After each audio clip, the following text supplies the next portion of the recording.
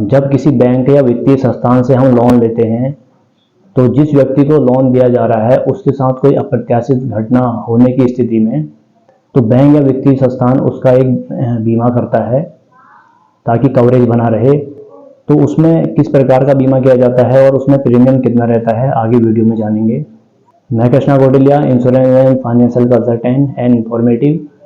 तो चैनल में आपको हर हफ्ते एक वीकली जो है एक इन्फॉर्मेटिव वीडियो मिलता है, तो चैनल को सब्सक्राइब करें, साथ ही बेल आइकन जरूर दबाएं जिससे रेगुलर आपके पे अपडेट आते रहे और इसी तरह की इन्फॉर्मेटिव वीडियो आप हर हफ्ते पाते रहें। तो जब भी किसी बैंक या वित्तीय संस्थान से लोन के लिए अप्लाई किया जाता है तो बैंक या वित्तीय संस्थान ये सिक्योर होना चाहता है कि किसी भी अप्रत्याशित घटना होने की स्थिति में, चाहे वो बीमारी हो, चोट हो या मृत्यु की दशा कुछ भी हो, तो उस स्थिति में जो लोन अमाउंट की रिकवरी है वो आसानी से हो जाए और उसका जो अमाउंट का जो बोझ है उसके परिवार पर न पड़े जो लोन लेने वाला व्यक्ति है। इसके लिए वो इंश्योरेंस किया जाता है।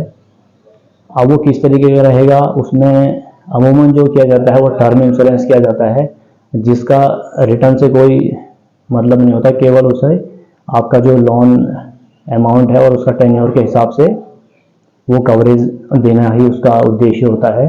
और जो उसका प्रीमियम होता है, प्रीमियम आपकी एज और आपका जो लोन का जो टेन्योर है उसके हिसाब से आपकी प्रीमियम तय होती है।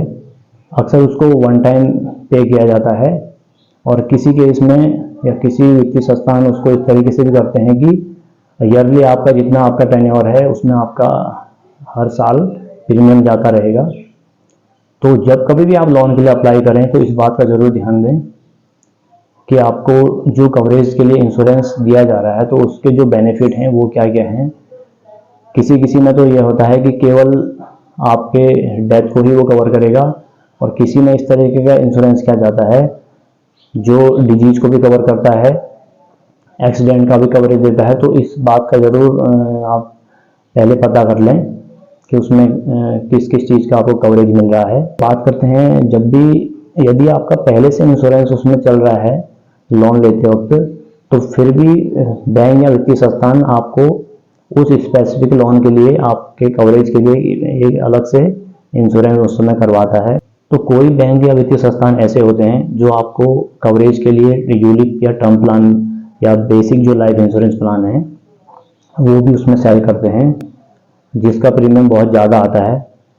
तो वो फोर्सली आपको वो सेल कर देते हैं। तो हमेशा जो आपको डॉक्यूमेंट मिलते हैं उससे पहले ही आप उसको डिक्लेयर कर लें, क्योंकि उसका आपको जो इंश्योरेंस कवरेज देने का उद्देश्य है केवल आपके लोन को कवर करने के उद्देश्य के लिए ही आपका इंश्योरेंस किया जा रहा है।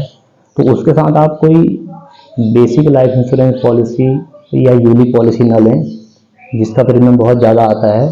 तो इसका ज़रूर ध्यान दें, जब कभी भी लोन लें तो सारी प्रोसेस में आपके जो डॉक्यूमेंट हैं उनको केयरफुली पढ़ने के बाद ही कहीं पर सिग्नेचर करें। तो आपने लोन के बारे में ये डिटेल जानी, तो पूरा वीडियो देखने के लिए धन्यवाद। किसी भी क्वेरीज के लिए आप कमेंट के माध्यम से पूछ सकते हैं।